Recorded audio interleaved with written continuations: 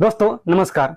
अगर आप एसएससी या रेलवे की तैयारी करते हैं, चाहे आप आरआरबी, एनटीपीसी या फिर ग्रुप डी या फिर SSC GD, CHSL, CGL, MTS, stenographer, आप किसी भी एग्जाम की तैयारी करते हैं जो आपका वनडे एग्जाम है, जहां पर सामान्य ज्ञान पूछा जाता है, आपके लिए यह क्लास इंपॉर्टेंट है। इसलिए आप इस क्लास को पूरा देखना, क्योंकि अगर आप इस क्लास को नहीं देखेंगे तो भाई आपका नुकसान होगा ही होगा, इसमें कोई डाउट नहीं है।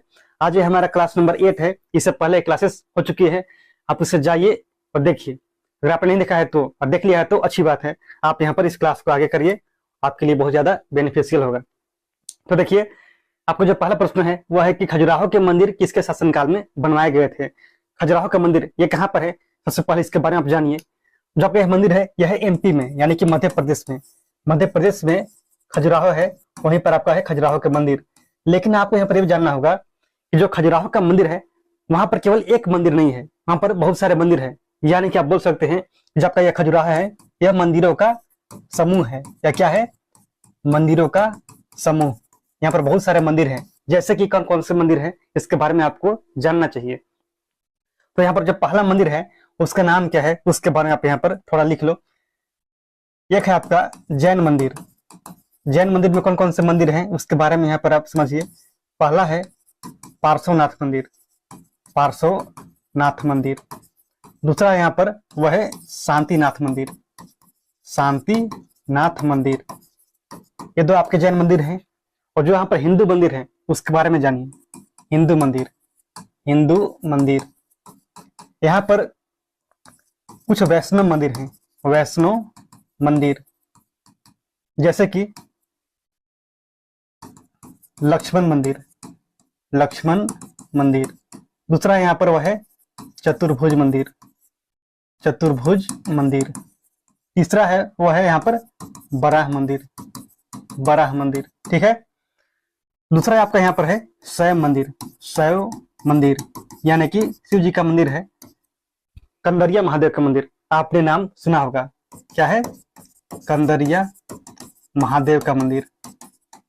दूसरा यहाँ पर वह है विश्वनाथ मंदिर, विश्वनाथ मंदिर। ठीक है। और तीसरा यहाँ पर है वह क्या है? वह है देवी मंदिर, या फिर आप बोल सकते हैं यहाँ पर वह है शाक्त मंदिर। कौन कौन से मंदिर है? यहाँ पर भी वह दो मंदिर है। एक है आपका 64 योगिनी टेम्पल, 64 योगिनी मंदिर। और दूसरा यहाँ पर वह है माता जगदम्बा मंदिर, माता जगदम्बा मंदिर। इसके अलावा भी और बहुत सारे मंदिर हैं जो कि खजुराहो के मंदिर के अंतर्गत आते हैं। इसीलिए मैंने आपको पहले ही बोला था, जो खजुराहो का मंदिर है वहां पर केवल एक मंदिर नहीं है, वह क्या है? मंदिरों का समूह है। ठीक है। लेकिन कहां पर है? यह है मध्य प्रदेश में। ठीक है। यहाँ पर कुछ और पूछा गया, हमसे हमसे पूछा गया है कि किसके शासनकाल में बनाए गए थे। किसके शासनकाल में? अब बताइएगा। चंदेलों के शासनकाल में। किसके शासनकाल में? तो चंदेलों के शासनकाल में। ठीक है, इसमें कोई दिक्कत नहीं है। आप यहाँ पर यह बता दीजिए कि चंदेल वंश की स्थापना कब होती है और किसके द्वारा होती है। तो आप बताइएगा कि चंदेल वंश की स्थापना होती है 831 ईस्वी में। ठीक है। लेकिन इनकी स्थापना जब होती है तो भाई संस्थापक कौन होते हैं ये भी आपसे पूछा जाएगा। तो आप बताइएगा कि उनका नाम होता है नन्नुक। क्या नाम होता है? उनका नाम होता है नन्नुक। ठीक है। और चंदेल वंश का जो सबसे प्रतापी राजा था उनका नाम क्या था? उनका नाम था राजा यशोवर्मन, राजा यशोवर्मन। और पहले जो इनकी राजधानी थी वह हुआ करती थी कालिंजर। और कालिंजर से राजधानी को लाया गया था कहाँ पे? तो खजुराहो में। किसके द्वारा? आप बताइएगा कि उनका नाम था राजा धंग।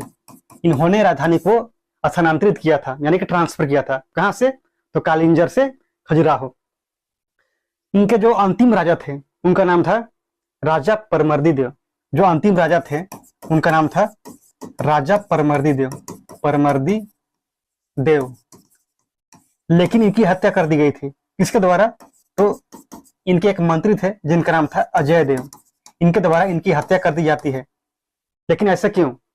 क्योंकि परमर्दी देव ने अधीनता स्वीकार कर ली थी कुतुबुद्दीन ऐबक की, कुतुबुद्दीन ऐबक, जो कि गुलाम वंश के या फिर दिल्ली सल्तनत के संस्थापक माने जाते हैं। ठीक है।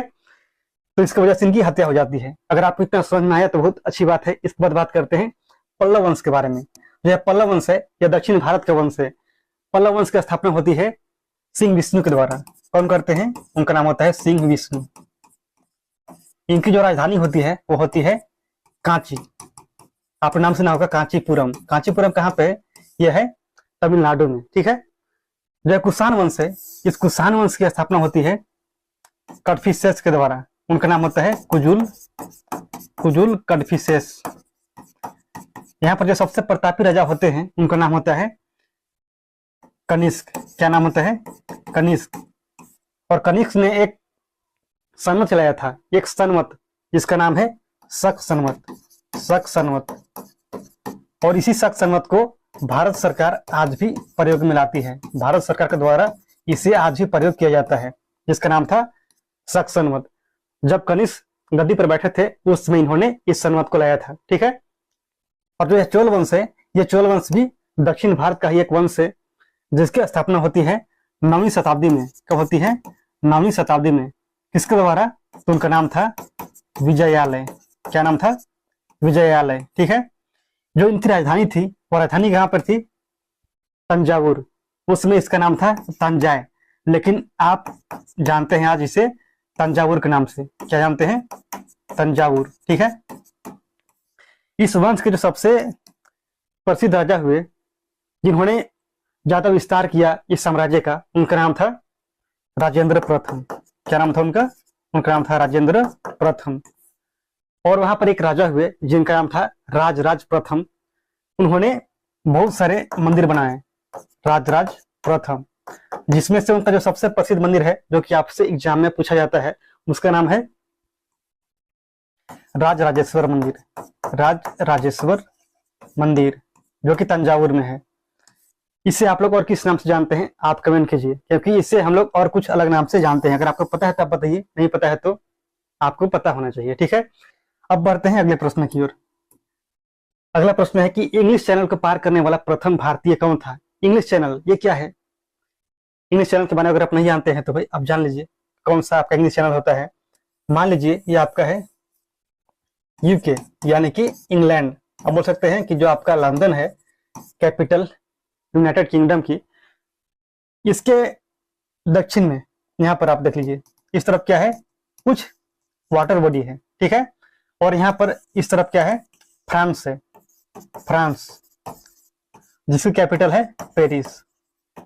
तो अगर आपको फ्रांस से इंग्लैंड में जाना है तो आपको एक चैनल को पार करना होता था, जिसका नाम है इंग्लिश चैनल। क्या नाम है इसका?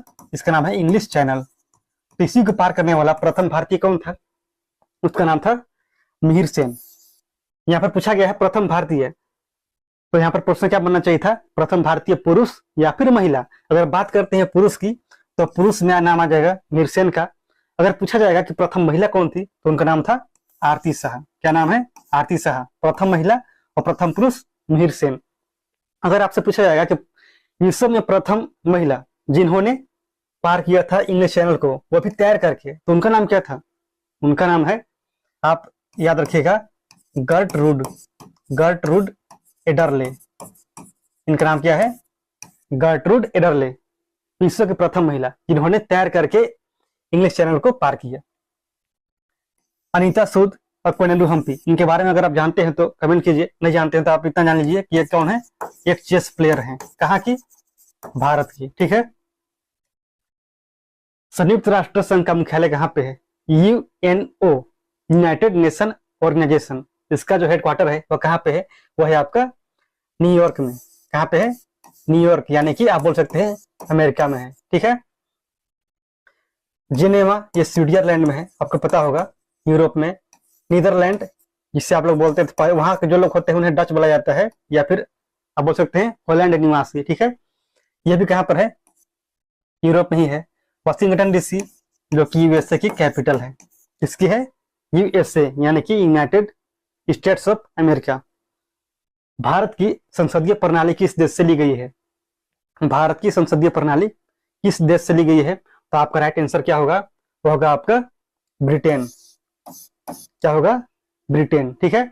अब जानते हैं कि भारत का जो संविधान है सबसे बड़ा संविधान है। लिखित यानी कि रिटेन है। और जो आपका ब्रिटेन है, आपका तो नहीं है, यह ब्रिटेन वालों का ही ब्रिटेन है, ब्रिटेन का यानी कि इंग्लैंड का जो संविधान है उनका लिखित संविधान नहीं है। ठीक है, आपको इतना पता होगा। और हम बात करते हैं कि भारत में जो भी और चीजें ली गई हैं संविधान का निर्माण के समय, वो कहाँ से ली गई है। जैसे कि अगर हम बात करते हैं अमेरिका से, तो आपने नाम सुना है मौलिक अधिकार का। मौलिक अधिकार, मौलिक अधिकार कहाँ से लिए गए हैं, तो अमेरिका से मौलिक अधिकार। ठीक है, अगर हम बात करते हैं यहाँ पर मौलिक कर्तव्य की, मौलिक कर्तव्य यानी कि फंडामेंटल ड्यूटीज, तो यह है आपका रूस से यानी कि रसिया, यूएसएसआर। ठीक है, अगर हम बात करेंगे आयरलैंड से, तो भाई यहाँ से क्या आया है, डीपीएसपी, डीपीएसपी यानी कि directive principle of state policy, यानी कि राज्य के नीति निर्देशक तत्व या फिर नीति निर्देशक सिद्धांत। ठीक है, ऑस्ट्रेलिया से प्रस्तावना की भाषा, प्रस्तावना की भाषा कहां से, ऑस्ट्रेलिया से। अगर हम बात करेंगे प्रस्तावना की, तो जो केवल प्रस्तावना है आपका अमेरिका से लिया गया है। कहां से, अमेरिका से। अगर बात करते हैं जो आपका संविधान है, इसमें संशोधन होता है, अमेंडमेंट्स होते हैं, वह कहां से लिया गया है, तो संविधान संशोधन का जो कॉन्सेप्ट है वह आया है आपका साउथ अफ्रीका से, साउथ अफ्रीका यानी कि दक्षिण अफ्रीका से। ठीक है, इसी प्रकार से और बहुत सारी चीजें हैं जो कि हम लोग किसी और देश के संविधान से लिए हैं, उसके बारे में पता होना चाहिए, एक वहां से प्रश्न बनते हैं। अगला प्रश्न है कि इनमें से कौन सी नदी डेल्टा का निर्माण नहीं करती है। इसके बारे में हम लोग बहुत बार डिस्कस कर चुके हैं कि वह कौन कौन सी नदी है जो डेल्टा का निर्माण करती है और कौन सी नदी डेल्टा का निर्माण नहीं करती है, और डेल्टा कब बनाया जाता है यानी कब बनता है और डेल्टा कब नहीं बनता है, इसके बारे में भी हमने चर्चा किया है। अगर नहीं पता है तो बहुत गलत बात है, और पता है तो बहुत अच्छी बात है। मान लो ये आपका भारत है, इधर आपका क्या है, पश्चिम, इस तरफ पूर्व है, यानी कि वेस्ट और ईस्ट, नॉर्थ साउथ, इतना आपको पता है, सबको पता है।